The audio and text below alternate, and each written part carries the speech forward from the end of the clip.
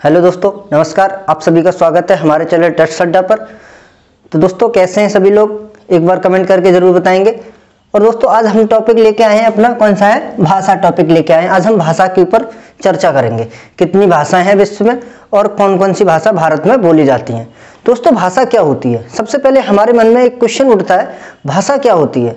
जो भी हम बोल रहे हैं या सुन रहे हैं या लिख रहे हैं, वो सभी क्या है? भाषा के रूप हैं। जैसे आज जो भी कुछ इस दुनिया में संभव हुआ है, वो सभी भाषा के कारण। भाषा क्या है? भाषा ने ही मनुष्य को सर्वोत्तम बनाया हुआ है। भाषा, क्योंकि जानवरों की भी अगर भाषा एक दूसरे को समझ में आ रही होती तो जानवरों में भी आज ताकत होती।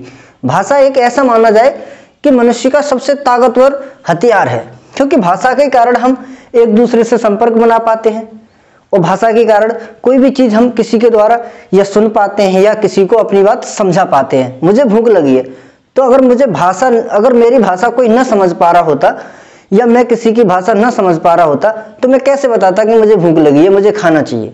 तो दोस्तों, जो भी कुछ आज संभव है वो सब किसके कारण है? भाषा के कारण। तो सबसे पहले हम भाषा बात करेंगे। भाषा जो शब्द है, जो भाषा शब्द है, वो किससे बना हुआ है? क्वेश्चन आ जाता है एग्जाम में ऐसा कि भाषा शब्द किससे मिलकर बना हुआ है? तो जो भाषा शब्द है, संस्कृत की भाष धातु से मिलकर बना हुआ है। जो हमारा भाषा शब्द है वो किससे मिलकर बना हुआ है? संस्कृत की भाष धातु से। कभी कभार ये भी पूछ लिया जाता है कि इसमें प्रत्यय कौन सा है, तो इस भाषा शब्द में संस्कृत का एक टाप प्रत्यय लगा हुआ है। कौन सा शब्द है? टाप प्रत्यय। अगला पॉइंट है हमारा, भाषा एक सामाजिक शक्ति है। जो अभी मैं बात कर रहा था, भाषा एक सामाजिक शक्ति है। इसका मतलब क्या है? मतलब भाषा ही मनुष्य को सर्वोत्तम बना रही है। क्योंकि अगर जानवरों की भी, अगर जानवर आपस में बात कर रहे होते तो जानवर भी आज सम्मेलन कर सकते थे, जानवर भी आज चुनाव लड़ सकते थे, क्योंकि जानवरों की भाषा नहीं है। वो एक दूसरे की भाषा समझते हैं, लेकिन हम नहीं समझ पा रहे या वो नहीं समझ पा रहे। तो इसलिए भाषा एक सामाजिक शक्ति है। भाषा अपने विचारों का विनिमय करने, मतलब कि मैं तुम्हारे विचार सुन पा रहा हूं, जैसे आप मैसेज कर देते हो, कमेंट कर देते हो, वो भी क्या है? वो एक लिखित भाषा है। और जो मैं बोल रहा हूँ ये क्या है? मौखिक भाषा है। ये भाषा के रूप होते हैं। तो भाषा क्या है? भाषा अपने विचारों का विनिमय का साधन है। विनिमय मतलब आदान प्रदान, या तुम अपनी मुझसे कह लो या मैं तुम्हें अपनी बता दूं। तो भाषा क्या है? विनिमय का साधन है। भाषा सागर की तरह सदा बहती रहती है। मतलब कि भाषा एक परिवर्तित रूप है। भाषा कैसी है? हर समय परिवर्तित होती रहती है। जैसे पहले संस्कृत बोली जाती थी हमारे यहाँ पर प्राचीन काल में, फिर संस्कृत से पाली हो गई, फिर पाली से प्राकृतिक में आ गए, फिर प्राकृत से अपभ्रंश आ गए, अपभ्रंश से अपहट्ट पे आ गए, और आज लगभग हम अपने यहाँ पर हिंदी बोल रहे हैं। पूरे भारत में या पूरे विश्व में तो नहीं, लेकिन हम अपने क्षेत्र में हिंदी बोल रहे हैं या अपने कुछ राज्यों में हिंदी बोल रहे हैं। तो आज मतलब भाषा क्या है? भाषा एक परिवर्तित है, मतलब परिवर्तन होती रहती है। अगला पॉइंट है हमारा, भाषा परंपरागत और अर्जित दोनों होती हैं। जैसे इसका मतलब है कि भाषा को हम सीख भी सकते हैं और हमें जन्मजात भी अपने पूर्वजों से मिली हुई है। भाषा क्या है? हमें अपने पूर्वजों से भी प्राप्त है और उसे हम अर्जित भी कर सकते हैं। जैसे मुझे हिंदी मान लो पूर्वजों से प्राप्त है, लेकिन मैं इंग्लिश चाहूं तो सीख सकता हूं, या मैं उर्दू चाहूं तो सीख सकता हूं। तो मतलब मैं अर्जित भी कर सकता हूं भाषा को। अगला है भाषा के रूप। भाषा के मुख्यतः दो रूप होते हैं, एक लिखित रूप जो मैं लिखकर बता रहा हूं, एक मौखिक रूप जो आपको बोलकर बता रहा हूं। तीसरा रूप भी होता है दोस्तों। तीसरा रूप सांकेतिक भाषा होती है, लेकिन उसे मुख्य रूप में नहीं समाया गया है। भाषा के मुख्य दो रूप होते हैं, लिखित और मौखिक। लिखित और मौखिक। एक तीसरा भी होता है सांकेतिक, लेकिन उसे हम सिर्फ कभी कभार प्रयोग की दृष्टि से देखते हैं। जैसे कि हरी झंडी दिखाने से ट्रेन रवाना की जाती है, या लाल झंडी दिखाने से ट्रैफिक रोका जाता है या ट्रेन रोकी जाती है। ऐसे ही रोडों पर बहुत सारे चिन्हों का प्रयोग किया जाता है। जैसे कि कहीं पर एरो लगा हुआ है तो मतलब सीधे जाना है, अगर ऐसे लगा हुआ है तो मतलब कि लेफ्ट साइड जाना है। जैसे इंडिकेटर देते हैं, वो भी क्या है? सांकेतिक भाषा है कि पीछे वाले को हम बता रहे हैं हम किस साइड पे जाना है हमें। तो ये हो गई भाषा के रूप। अब है भाषा के विधिक रूप। विधिक रूप मतलब कि भाषा कैसे बनती है। विधिक रूप का मतलब है भाषा कैसे, किन किन चरणों से गुजरकर तब भाषा रूप लेती है अपना। तो भाषा के विधिक रूप कौन सा है? बोलियां और परिनिष्ठित भाषा। बोलियां मतलब कि जो एक क्षेत्र विशेष में बोली जाती हैं। बोलियां क्या होती हैं? जो कुछ क्षेत्र में बोली जाती हैं वो होती हैं बोलियां। बोलियों के बाद परिनिष्ठित भाषा मतलब कि कई बोलियों को मिलाकर एक उपबोली, जिसे मतलब कि बोलियों से बड़ा क्षेत्र होता है उपबोली का, और उसके बाद आ जाती है जब वो बहुत बड़े क्षेत्र में बोली जाने लगती है तो उसे बोल देते हैं राष्ट्रभाषा या राज्य भाषा। अपने भारत की कोई भी राष्ट्रभाषा नहीं है दोस्तों। अगर आपको जानकारी हो तो अपने भारत की अभी तक कोई भी राष्ट्रभाषा नहीं है। अपने भारत की हिंदी है, वो कैसी है? राजभाषा है। राजभाषा का मतलब सरकारी कार्यालयों में या कहीं भी प्रयोग की जाएगी, लेकिन राष्ट्रभाषा नहीं है। मतलब पूरे भारत की कोई एक ऐसी भाषा नहीं है जो राष्ट्रभाषा हो। अगला पॉइंट है हमारे लिपि। लिपि क्या होती है दोस्तों?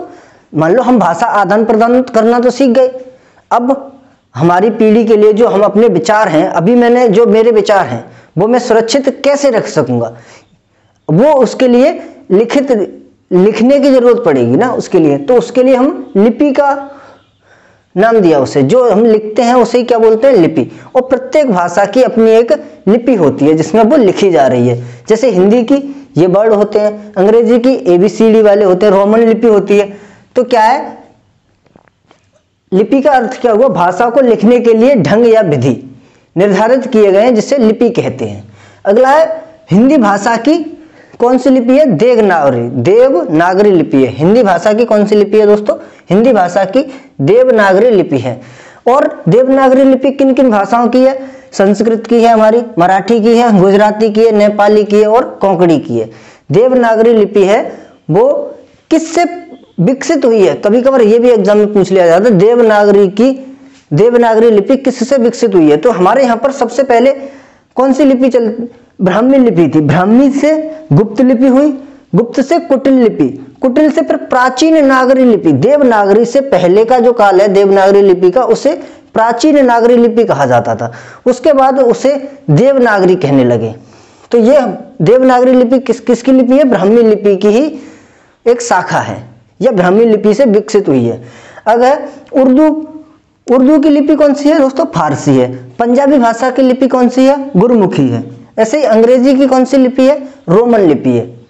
और रोम लिपि भाषा अदला बदली भी कर सकती है। जैसे हिंदी को रोमन लिपि में भी लिखा जा सकता है, या रोमन लिपि वाली भाषा को हिंदी लिपि में भी लिखा जा सकता है। जैसे आजकल देखा होगा, मुझे हॉस्पिटल लिखना है जो इंग्लिश का वर्ड है, तो मैं उसे देवनागरी लिपि में भी लिख सकता हूं। जैसे मुझे लिखना है सर्टिफिकेट, तो सर्टिफिकेट एक इंग्लिश का शब्द है, लेकिन उसे हम हिंदी में भी लिख सकते हैं। तो मतलब भाषा लिपि का आदान प्रदान बदला बदली भी हो सकती है। मतलब हिंदी भाषा को रोमन लिपि में भी लिखा जा सकता है, या अंग्रेजी भाषा को देवनागरी लिपि में भी लिखा जा सकता है।